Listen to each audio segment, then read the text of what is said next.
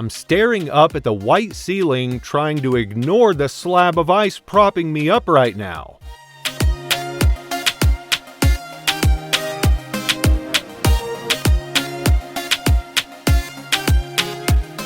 It's so quiet, so still, so cold. Why did I do this?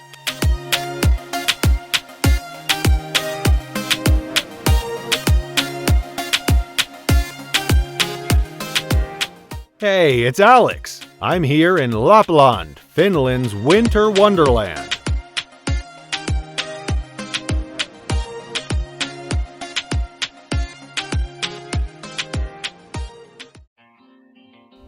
The plane lands in Rovaniemi, and as I step out, I feel like I've just walked into a snow globe come to life. Everything is covered in thick white snow that sparkles in the pale winter light, and it's almost too perfect to believe. This place is more than just beautiful, it's the official home of Santa Claus, and the holiday spirit here is strong.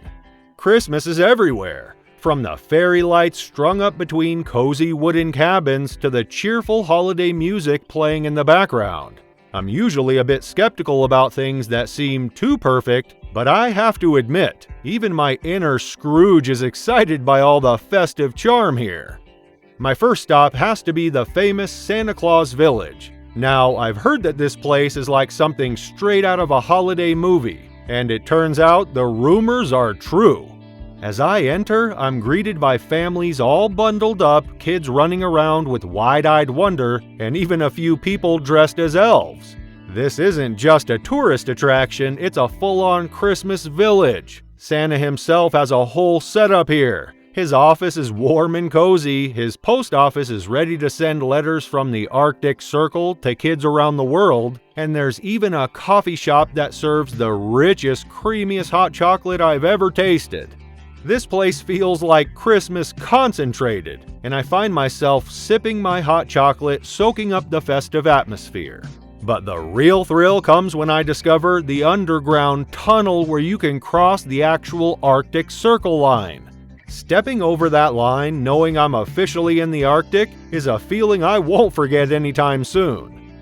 After Santa's village, I'm ready to explore more of Lapland's hidden treasures. Just a short drive away, I find the Ranua Wildlife Park. This place isn't like any zoo I've seen before. It's more like a peaceful sanctuary set in the snowy woods. Wolves, lynxes, and even polar bears live here, in large snow-covered spaces that look as close to the animals' natural habitats as you can get. There's something calming about seeing these animals in their element, just going about their business. I spend ages watching a polar bear wander around its enclosure looking perfectly at home, while a group of reindeer stands nearby totally unbothered. It's a peaceful, almost meditative experience, and it feels like I've seen a side of Lapland that few people ever do. After the wildlife park, I head back to Rovaniemi to try some traditional Finnish food. I've heard that Lappish cuisine is unique and I'm ready for something new. So I make my way to a small, rustic place called Restaurant Nili. This place is perfect for a cold winter day. I step into the warm, wooden cabin with flickering candles and a crackling fire in the corner. I order reindeer stew, which comes with mashed potatoes and a side of lingonberries. Reindeer meat is popular in Lapland, and the stew is hearty, rich, and full of flavor. The lingonberries add a sweet, tart contrast that makes each bite even better. Then there's a dish called leipäjuusto, or bread cheese, which is served with cloudberry jam. The cheese is crispy on the outside, soft and melty on the inside, and the jam adds just the right amount of sweetness. It's the kind of meal that warms you up from the inside, and I know I'll be thinking about it long after I leave Finland. Feeling warm and well-fed, I decide it's time for a bit of excitement, so I sign up for a Husky sledding tour. Now, I'd read that these dogs were born to run, but nothing could prepare me for the energy they have. As soon as they're set to go, we're off, flying through the snow-covered forest trails at a speed that has my heart racing. The dogs know every twist and turn, and I'm holding on, laughing as the wind whips past. After a while, we stop for a break and I get to meet these incredible Huskies up close. They're friendly, still full of energy, and it's clear they love what they do. Standing in the middle of the snowy forest with these amazing dogs all around me, it's one of those experiences that makes you feel alive, like you're part of something truly special. After all that excitement, I decide to slow things down a bit and check out the Arcticum Museum, which is known for its stunning architecture and interesting exhibits on Arctic life. The building itself is beautiful, with a huge glass corridor that lets in natural light and makes you feel like you're walking through an ice tunnel. Inside, I learn about the history of Lapland, from the indigenous Sami people to the unique Arctic ecosystem.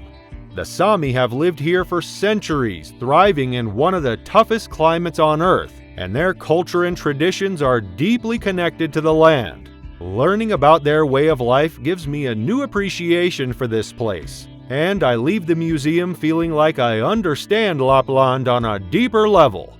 And then comes one of the most surprising experiences of my trip, a traditional Finnish sauna. This isn't just any sauna though, it's a lakeside sauna where you alternate between sitting in the intense heat and taking a plunge into an ice-cold lake. Now, I'll admit, the idea of jumping into freezing water didn't exactly appeal to me, but I figured, when in Finland, right? So, I braved the plunge, and it's honestly incredible.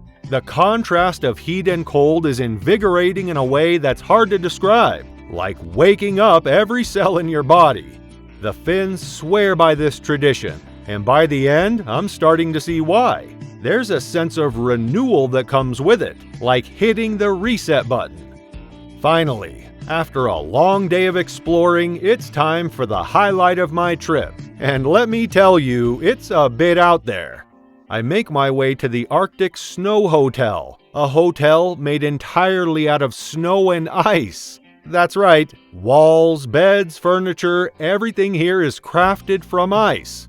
No, I'm not here to just visit. Would you believe I booked to stay here for a night? I have no idea what Christmas spirit possessed me to do this, but I thought I'd try something different, and now I'm feeling nervous. Walking in, it's like stepping into a winter palace. Each room is hand-sculpted with intricate carvings on the walls, from snowflakes to winter scenes, and the place has this incredible quiet beauty that feels almost otherworldly. My room is, let's just say, unique, and kinda beautiful. The bed is made out of solid ice, covered with reindeer hides to keep me warm, and even the nightstand is made of ice. It's cold, of course, but they give you a thermal sleeping bag so it's not quite as intense as you'd think. As I settle in, there's this deep, quiet calm all around me, like the whole world has gone still. Lying here in a room of ice, everything feels muffled, and the only sound I hear is my own breathing. It's surreal, and it makes me feel like I'm part of this frozen landscape. Eventually, I stopped freaking out about sleeping on ice and begin to appreciate this moment right here. So here I am, bundled up in my cozy thermal cocoon, staring up at the ice ceiling, perfectly aware that I probably look like an embarrassing meme right now. But I feel like part of something bigger, like I'm just a small piece in the incredible landscape of the Arctic. And I realize this trip has been about more than just the sights and sounds. It's the feeling of stepping into a story, of being surrounded by a landscape that's as wild as it is beautiful, and of finding adventure in places I never expected. If you're looking for a winter escape that's as magical, humbling, and unforgettable as this, Lapland is calling. Are you thinking of coming here? Let me know in the comments. And if you found this video helpful or interesting, don't forget to like and subscribe for more. Until next time, keep exploring, stay curious, and adventure aloud.